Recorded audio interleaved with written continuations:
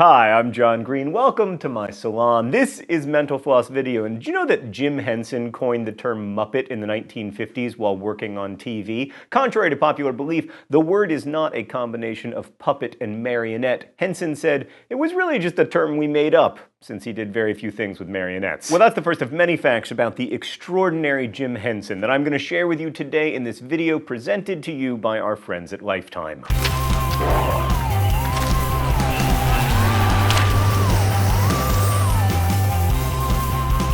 In the Muppet movie's opening scene, Kermit sings The Rainbow Connection sitting on a log in a swamp. That scene wasn't as simple as it looked. To get the shot just right, Jim Henson had to crouch inside a custom-made diving bell submerged underwater. Oddly enough, Henson didn't grow up loving puppetry. He initially just saw it as a way onto television, and by the time he was in college, he had a 5-minute show on air every weekday. While Henson made money off of that show, Sam and Friends, he also had another college gig. He designed and silk-screened posters for theater shows and even ran a little printing business out of his college's student union. Henson made the original Kermit out of his mother's old turquoise coat. At the time, Kermit wasn't a frog. He was just an abstract lizard with a dissected ping pong ball for eyes. Over the years, Kermit gained the frog collar, turned green, and grew webbed feet. As Henson put it, we frogified him. If you want to know how much Henson cared about his art, this might give you a good indication. While making a commercial for Southern Bread, Henson decided he wanted to have an archer shoot an apple off the head of a Muppet. So he hired an archer,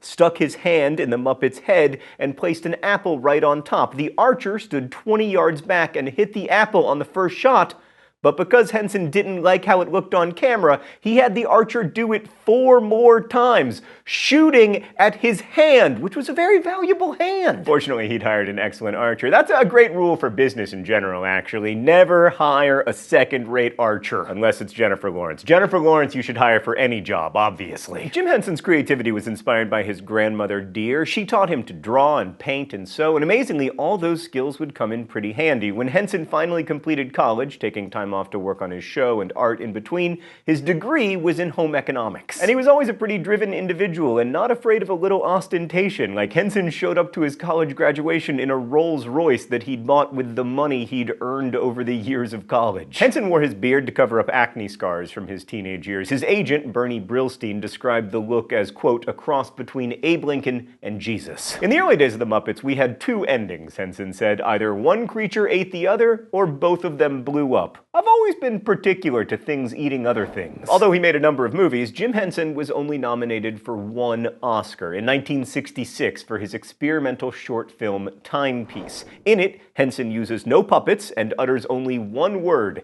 help. He says it 4 times. George Lucas consulted Henson when he was creating the Yoda character for The Empire Strikes Back. Henson suggested that his colleague Frank Oz should be the performer, and Oz nailed it, both performing and voicing the character, although I've always felt that I would have been better. Luke, I am your father.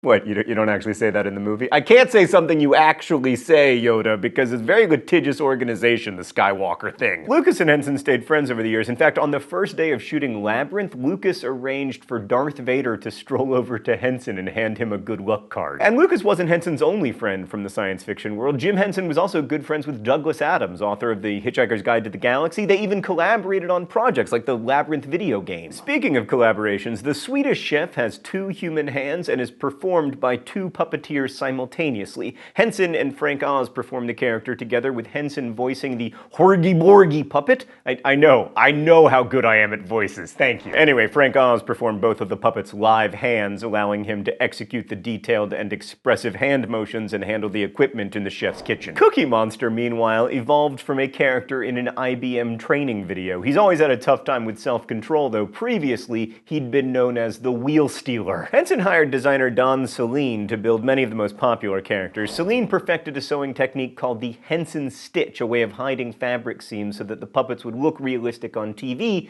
even in close-ups. And Henson and Celine collaborated to create the magic triangle, a way of positioning the eyes and nose and mouth of a puppet so it appears that the eyes are actually focusing. This is part of what makes all the Henson characters look alive compared to other puppets. The Henson-created TV show Fraggle Rock was the first HBO original series. Take that, Sopranos. Jim Henson had a specific and somewhat lofty purpose in creating Fraggle Rock. He wanted to end war by teaching kids about peaceful conflict resolution. Duncan Duncan Kenworthy, who produced the show, said, obviously, if you were going to change the world's ideas about how to resolve conflict, you had to start with children. And so we began. This from a man who either blew up all of his puppets or had them eat each other. In early drafts, the Fraggles were called Woozles, and the early name for the Doozers was Wizzles, and the Gorgs were Giant Wozzles. Henson wrote in his notes, "These names will very likely be changed."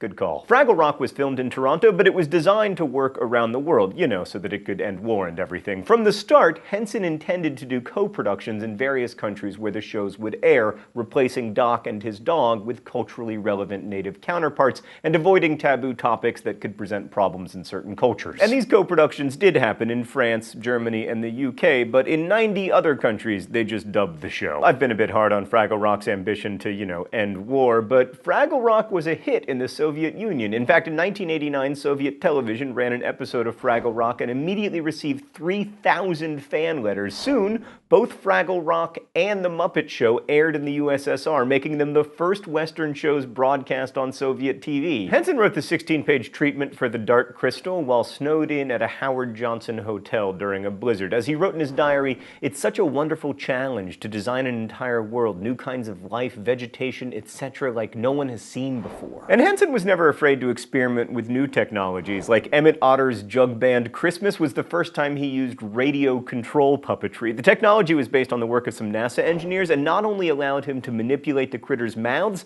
but also allowed for puppets that could, like, row and steer boats in water. Believe it or not, The Muppet Show was turned down by all 3 US TV networks before being picked up by the British TV mogul Lord Lou Grade. It went on to become one of the most successful TV shows ever, airing in 106 countries to over 235 million viewers. And the show was also made without a contract. It was just a handshake deal. The only condition was that Henson had to shoot it in England. But of course, that wasn't Henson's only hit. For instance, in 1970, the Sesame Street song Rubber Ducky, performed in the voice of Ernie, reached number 16 on the Billboard charts. He does make bath time lots of fun. Meanwhile, Henson's performance of The Rainbow Connection reached number 25 on the Billboard Hot 100 chart. In 1986, Henson was asked to contribute some thoughts for a book called Courage of Conviction that ended up not being published, but this writing finally surfaced in a book called Jim Henson, The Works, the Art, the Magic, the Imagination, which celebrated Henson's life's work. He concluded by writing, "At some point in my life, I decided, rightly or wrongly, that there are many situations in this life that I can't do much about. Acts of terrorism, feelings of nationalistic prejudice, Cold War, etc.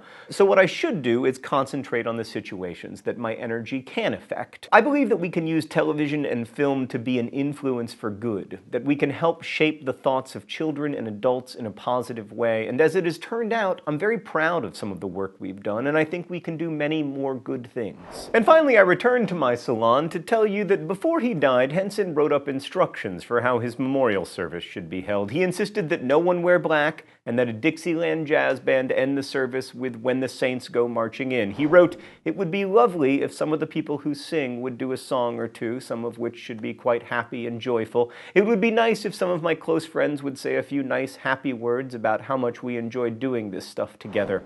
He got his wish, and the most touching song was It's Not Easy Being Green, performed by Carol Spinney as Big Bird. He ended it choking up by looking up and saying, "Thank you, Kermit." Thanks for watching Mental Floss video, which is made with the help of all of these awesome people and presented to you today by our friends at Lifetime. And as we say in our hometown, don't forget to be awesome.